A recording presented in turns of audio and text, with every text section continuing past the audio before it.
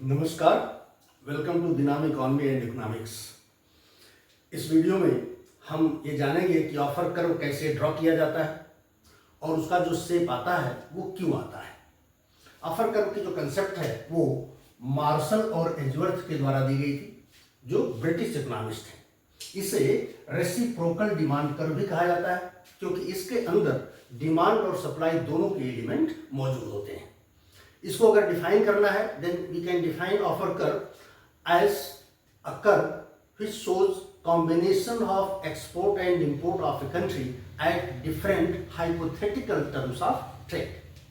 Offer curve किसी देश के आयात और निर्यात के उन संयोगों को व्यक्त करता है जो काल्पनिक टर्म्स ऑफ ट्रेड पर वो देश प्राप्त करता है। तो इसे हम कैसे डिराइव करेंगे?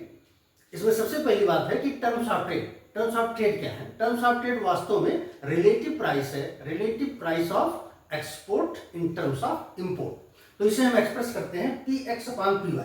जैसे मान लीजिए कोई चीज आप एक्सपोर्ट कर रहे हैं और कोई चीज इंपोर्ट कर रहे हैं। मान लो कि आप अमरूद एक्सपोर्ट कर रहे हैं और सेब इंपोर्ट कर रहे हैं। सपोज 1 केजी अमरूद की कीमत 2 रुपए है और 1 केजी सेब की कीमत 4 रुपए है।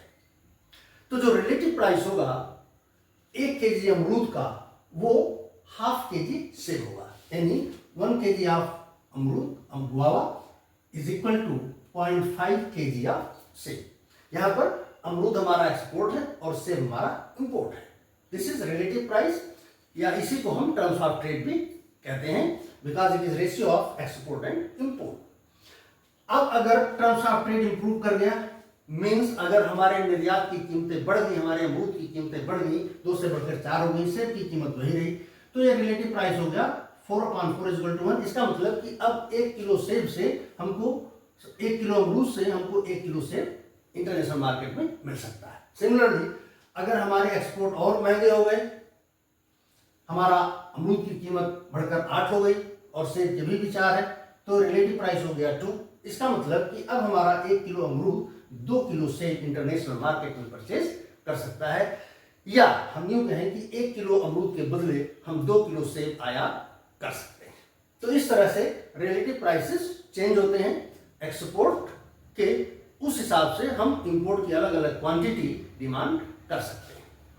अब इसका ऑफर कर्व हम कैसे डिराइव करेंगे, इसके लिए ये डायग्राम यूज किया गया है। ये हमारा प्रोडक्शन पॉसिबिलिटी कर्व है, ये इनिशियल इक्विलिब्रियम पॉइंट है, means there is no trade, और ये जो रिलेटिव प्राइस है it is 1/2, means domestic market में 1 किलो अमरूद की कीमत आधा किलो सेब है, and in this condition we are at equilibrium at this point A. Production consumption यहां पर हो रहा है, it means at this price there will be no trade, हम किसी भी प्रकार का व्यापार नहीं करेंगे। अब अगर हमारे एक्सपोर्ट की कीमत बढ़ती है, मान लीजिए कि इंटरनेशनल मार्केट में जो कीमत है वो 1 किलो अमरूद की 1 किलो सेब के बराबर है, definitely it is better than domestic price. क्यों? क्योंकि डोमेस्टिक मार्केट में 1 किलो अमरूद की कीमत आधा किलो सेब है। अगर इंटरनेशनल मार्केट में 1 किलो अमरूद की कीमत 1 किलो सेब है, इट इज बेटर। तो ऐसे में हम प्रोडक्शन बढ़ाएंगे और इंटरनेशनल मार्केट में अमरूद अपना बेचेंगे। So new equilibrium point is at D. यहां पर ये स्लोप है, ये स्लोप 1, इसका मतलब कि Px upon Py is 1। In this condition production is taking place at this point and consumption is taking place at this point, because this relative price line is tangent at D production possibility curve and it is tangent at D point on community indifference curve. So now production is taking place at this point and consumption is taking place at this point. इसका मतलब कि consumption हम production से ज्यादा कर रहे हैं, किसका? Y वस्तु का, और X वस्तु का कंजम्पशन हम प्रोडक्शन से कम कर रहे हैं। यहां पर हम प्रोडक्शन X और Y का कर रहे हैं, लेकिन यहां पर जो कंजम्पशन है वो Y का इतना हो रहा है, X का केवल इतना हो रहा है। तो ये सरप्लस हमारा हो रहा है, ये शॉर्टेज है और ये सरप्लस है। तो X की हम 30 एक्स्ट्रा क्वांटिटी प्रोड्यूस कर रहे हैं और Y की 30 एक्स्ट्रा क्वांटिटी हम कंज्यूम कर रहे हैं। तो ऐसे में हम 30 यूनिट एक्सपोर्ट करेंगे एक्स की और 30 यूनिट इंपोर्ट करेंगे। ये चीज यहां पर शो की गई है। When price relative price is P upon P Y that is 1, then the country offers 30 unit of export for 30 unit of import. And see that when relative price is 1/2, there is no trade. Means trade will take place only when relative price improves from this towards this. अगर ये कीमत और improve हो गई, international market में 1 kilo अमरूद की कीमत 2 किलो सेब हो गई, तो हमारा जो रिलेटिव प्राइस लाइन है वो ये है। अब ये price line production possibility curve को ई पॉइंट पर टच कर रही है और कम्युनिटी डिफरेंस कर्व को इस पॉइंट पर टच कर रही है। It means this much of extra is being produced and this much of extra Y is being consumed.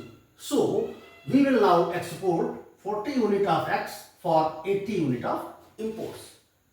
इसे यहां शो किया गया है। ये हमारी रिलेटिव प्राइस लाइन है।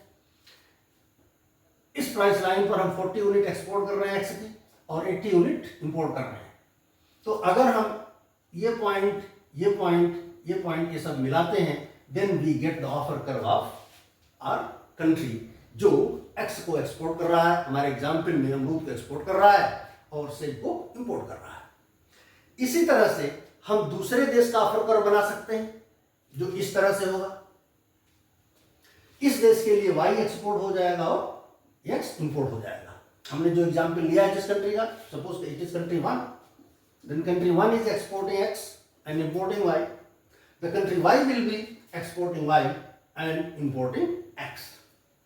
Now the question is why this so. यहां हमको एक बात ध्यान देने वाली है कि दोनों देशों का, इस देश का जो ऑफर कर्व है वो एक्स एक्सिस की तरफ कन्वेक्स है, जो इसका एक्सपोर्ट एक्सिस है, और इस देश का जो ऑफर कर्व है वो वाई एक्सिस की तरफ कन्वेक्स है, जो इसका एक्सपोर्ट एक्सिस है। It means that offer curve of a country is convex to the export axis of that country. Why is it so? ऐसा क्यों है कि जो एक्सपोर्ट एक्सिस होता है उसकी तरफ हमारा ऑफर कर्व कन्वेक्स होता है? इसका कारण दो है। Number 1 is opportunity cost. जैसे जैसे हम एक्स की मात्रा बढ़ाएंगे, जो अपॉर्चुनिटी कॉस्ट है एक्स की बढ़ती जाएगी। Means successively more and more units of Y will have to be sacrificed in order to produce one more unit of export commodity. तो जब अपॉर्चुनिटी कॉस्ट बढ़ेगी तो निश्चित रूप से एक एडिशनल एक्स एक्सपोर्ट करने के लिए जो कंट्री है वो इंपोर्ट की ज्यादा मात्रा की डिमांड करेगा। So one reason for this to be convex to the export axis is increasing opportunity cost of production of export commodity. Second reason is elasticity of import demand. कि import demand की जो elasticity होगी वो भी ये decide करेगी कि कितनी मात्रा में एक्सपोर्ट के बदले इंपोर्ट वो कंट्री चाहता है। तो ये दोनों फैक्टर्स मिल करके ये डिसाइड करते हैं कि ये जो इसका शेप है वो किस प्रकार का हो सकता है। जो बात इसके लिए लागू है वही बात सेकंड कंट्री के लिए भी लागू है।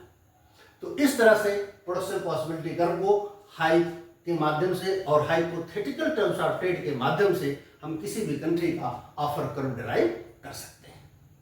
This is for country 1, this is for country 2। इस वीडियो में बस इतना ही। वीडियो अच्छा लगा हो तो लाइक करें, शेयर करें, सब्सक्राइब करें। वीडियो देखने के लिए आपका धन्यवाद।